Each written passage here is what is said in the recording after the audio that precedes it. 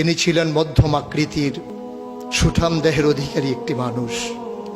তার চুলগুলো ছিল ঘাড় পর্যন্ত প্রলম্বিত, হালকা হালকা কোঁকড়ানো। তিনি যখন চুলের ভিতরে তৈল দিয়ে আছড়াতেন মনে হতো মৃদুমন্দ ঢেউ দেখা যায়। তার কপাল ছিল চওড়া, ভ্রুগুলো ছিল জোড়া ভ্রু, ধনুকের মতো বাঁকা। চোখের পাতাগুলো ছিল ফুটন্ত গোলাপের গোলাপি রঙের এক একটি পাপড়ির মতো।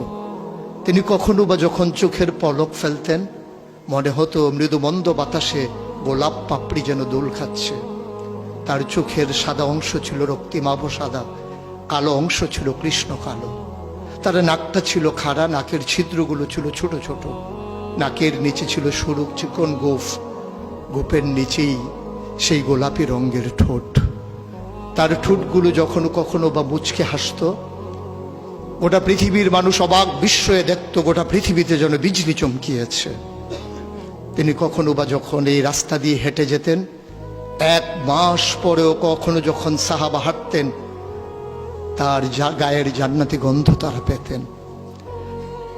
মায়েরা উম্মাহাতুল মুমিনিন যারা, তারা নবীর যখন কখনো এই ঘামে ভেজা শরীর নিয়ে ঘরে ঢুকতেন, কপালের ভিতরে মুক্তোর দানার মতো ঘামগুলো যখন জমে থাকতো, মায়েরা ছোট্ট শিশি খুঁজে সেই ঘামগুলো শিশিতে ভরে জমা রেখে দিতেন, কখনো বা ঈদে কোনো অনুষ্ঠানে যেন আতর হিসেবে ব্যবহার করতে পারেন। এই সুরত ধারণ করা কোনো মানুষের সাধ্যর বাইরে।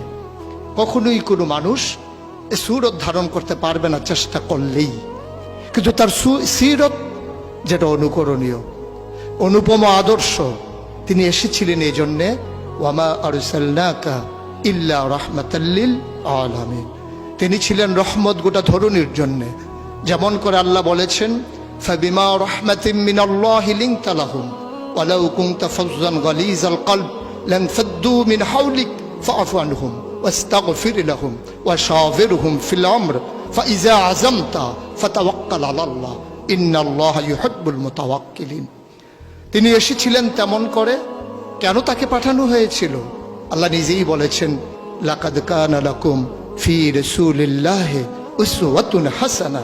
তিনি ছিলেন মডেল, তিনি ছিলেন আইডল, তিনি ছিলেন আইকন, তিনি ছিলেন অনুপম আদর্শ, তিনি ছিলেন উসওয়াতুন হাসানা।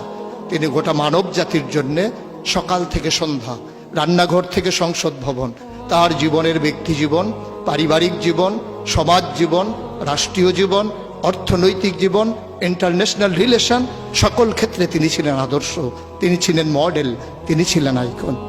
১বিংশ শতাব্দীর সূচনা লগ্নে দাঁড়িয়ে গোটা পৃথিবী যখন ঝঞ্ঝা বিক্ষুব্ধ, গোটা পৃথিবীর মানবতা যখন আজকে ভুলণ্ঠিত, আজকে শুধু মুসলিম নয়, গোটা মানুষ যখন আজকে অপর মানুষের ভোটের নিচে পৃষ্ঠ হচ্ছে তার জীবন, মানুষগুলো যখন আজকে রক্তে রঞ্জিত হচ্ছে তার গোটা দেহ, সেই ফিলিস্তিনের দুধু মরুভূমি আজকে যখন আমার কিশোর ভাইয়ের রক্তে রঞ্জিত, সেই ঝিলাম নদীর পানি আজকে যখন স্বচ্ছ স্ফটিকের মতো আর নেই, কাশ্মীরের ভাইয়ের রক্তে যখন রঞ্জিত, পার্শ্ববর্তী আরাকানের মুসলমানেরা আজকে উখিয়ার সেই টেকনাফের তাঁবুর নিচে তারা যখন মানবেতর জীবনযাপন করছে, আজকে বারবার মনে পড়ে সেই নবীজির কথা।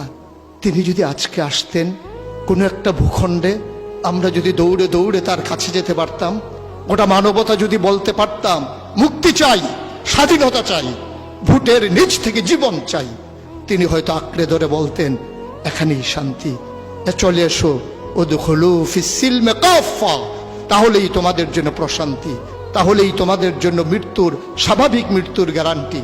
কখনোই আর ঝঞ্ঝা বিক্ষুব্ধ পৃথিবীতে তোমাদেরকে বুক পেতে দিতে হবে না বুলেটের সামনে।